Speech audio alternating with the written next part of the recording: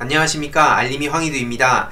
이번에 준비한 주제는 바로 추미애 법무부 장관, 어설프게 몰아가던 세력들이 제대로 욕을 먹고 있는 상황인데요.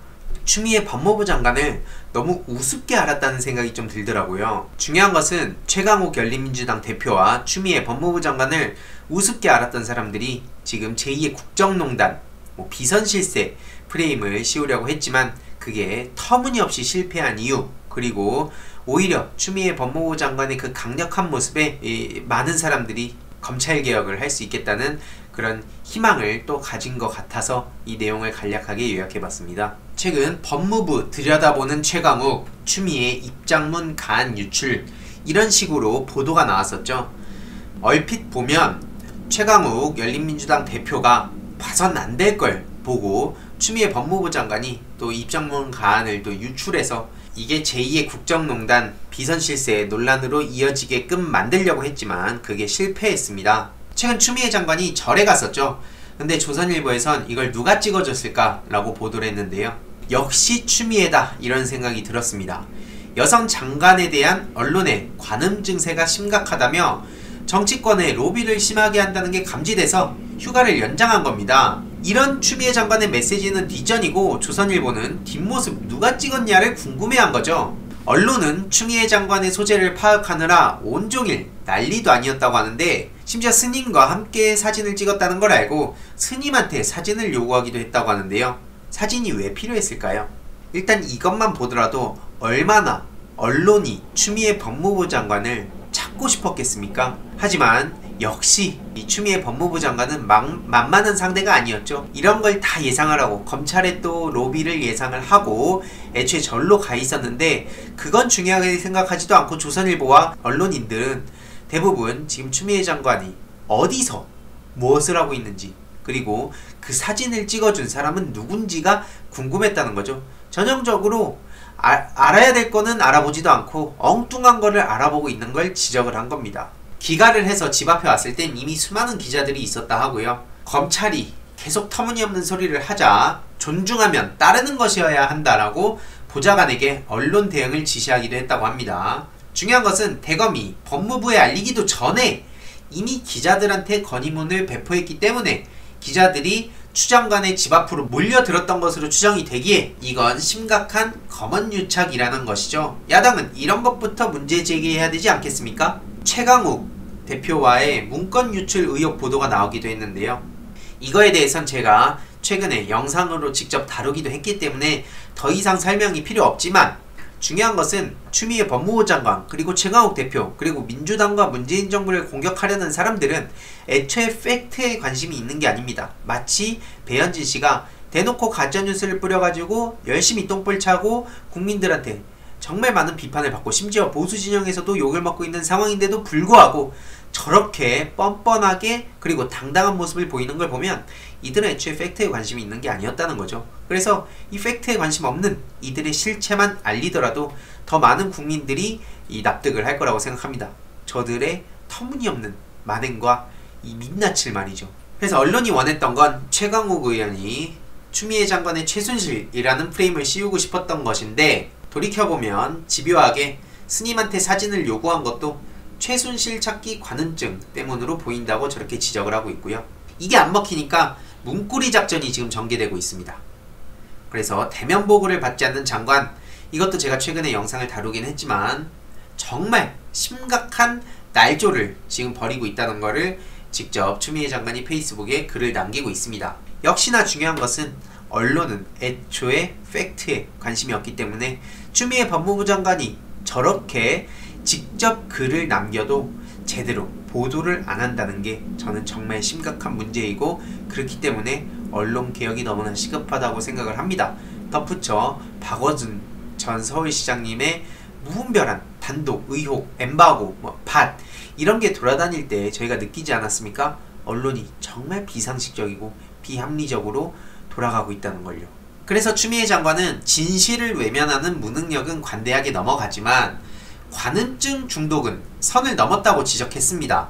그리고 최순실의 국정농단을 가지고 올 것이라면 국정농단 이후 혼란하고 첨예했던 탄핵 정국을 지낸 당대표가 누구인지도 떠올렸으면 한다고 주장했는데요. 당시에 당대표가 추미애 당대표였죠. 이런 상황에 대해서 네티즌들의 반응을 한번 봤습니다. 추미애 장관 조리 있고 야무지게 언론을 혼쭐낸다고 너무 좋다고 표현하는 의견이 있고요. 검찰보다 언론개혁이 먼저 필요했었다고 본다라며 언론개혁이 가장 힘든 개혁이다 라고 주장하는 네티즌도 있었습니다. 또 네이버에서 탈출했는데 다음으로도 또 넘어와서 댓글 작업을 한다는 의견도 있었고요. 추미애 장관님 시원하다, 기자들 정말 제대로 좀 처분 좀 해달라, 심지어 최순실 농단이다, 문고리 농단이다, 이런 언론의 보도 태도가 야당 정치인들도 동조했다는 겁니다. 그래서 저렇게 국민들을 살짝 속일 수는 있지만 결국엔 알게 된다라며 법무장관은 강단 있고 흔들림 없이 가라, 언론의 보도기사를 때론 한 줄 한 줄 유심히 정독하고 있다라는 의견도 추천을 많이 받았습니다. 앞서 말씀드렸듯이 더불어민주당 대표, 특히 박근혜 정부 탄핵정국 당시에 당대표가 바로 지금 추미애 장관이었습니다. 그때도 온갖 공격과 왜곡 보도와 가짜뉴스들이 무수히 돌아다녔습니다. 특히 당시엔 얼마나 시급했겠습니까? 자칫 잘못하면 본인들의 박근혜 정부가 무너지겠다 생각을 했기 때문에 어떻게든 공격을 하고 헐뜯고 그렇게 했지만, 그럼에도 불구하고 추미애 장관이 누굽니까?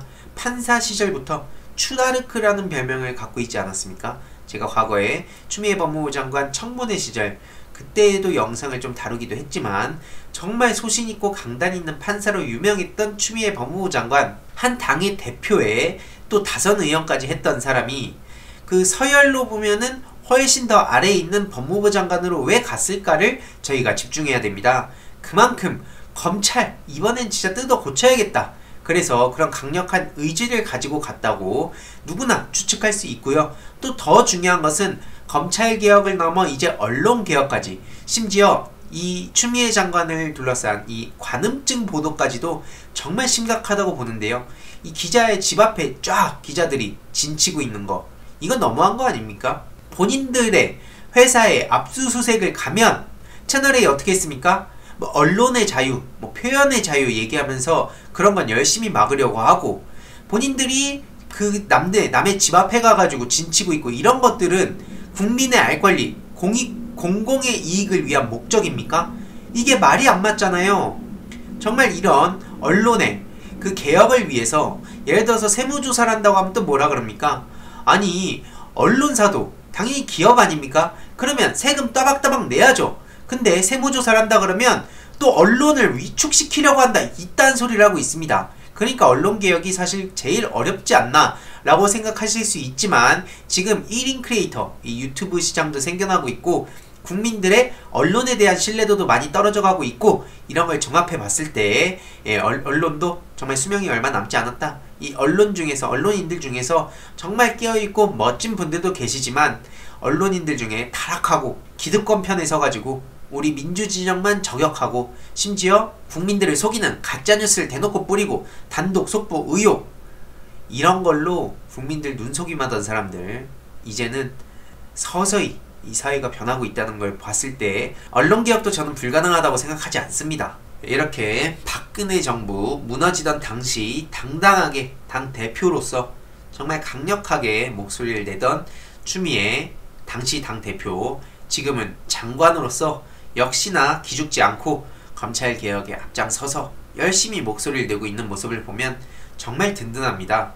특히 최강욱 대표도 잘못 건드리면 안 되죠. 현역 사성장군도 날렸던 그 최강욱 대표를 지금 윤석열 검찰과 그 패거리들이 어설프게 머리 굴려서 과연 이길 수 있을까요? 전 절대 그렇게 보지 않습니다. 그러니까 그들의 힘만으로는 되지 않기 때문에 어떻게든 언론의 힘을 빌어서 이 편파적인 보도를 강요하고, 혹은 서로 이해관계가 맞아떨어지기 때문에 그렇게 짝짝꿍을 하고 있지만, 중요한 것은 이 검언유착 반드시 사라질 수밖에 없다고 생각을 하고요. 또 그렇게 만들도록 앞으로도 꾸준히 목소리를 낼 예정입니다. 그리고 마지막으로 조국 전 법무부 장관의 또 페이스북에 글이 올라왔습니다. 여러 언론이 교육부의 연세대학교 감사 결과를 보도하면서 기사 제목에 조국 아들 입시 서류 폐기 문구를 넣었다고 하는데, 제목만 보면 마치 조국 전 장관 가족, 그들이 그 동대학원 입시 서류 폐기와 관련이 있는 것처럼 인식을 하게 되는데 전혀 알지 못한다는 게 팩트입니다. 이런 내용들을 기자도 알 텐데 교육부 감사 결과를 그런 식으로 보도하는 건 보도의 목적이 사실 전달이 아니라 그저 정치적 공격이라고 생각하지 않을 수 없다고 강하게 입장을 밝히고 있습니다. 참 가슴 아팠던 건 언론인 여러분 찌르되 비틀지는 말아달라는 입장인데요. 조금만 찔려도 본인들은 그렇게 탄압이다 뭐다 얘기를 하면서 찌르는 건 이제 아무렇지도 않게 생각해요. 거기서 비틀고 난리를 치니까 그게 문제인 거죠. 아무튼 오늘의 결론, 추미애 장관 역시 추다르크다 라는 생각이 들고요. 언론이 재고실만 했더라도 우리 사회가 이렇게까지 오지 않았습니다. 이제는 검찰개혁을 넘어 언론개혁까지 정말 중요한 문제라고 생각을 하고요. 이 내용도 주위에 널리 공유 부탁드리겠습니다. 앞으로도 기죽지 않고 꾸준히 열심히 공부해서 목소리 내도록 하겠습니다.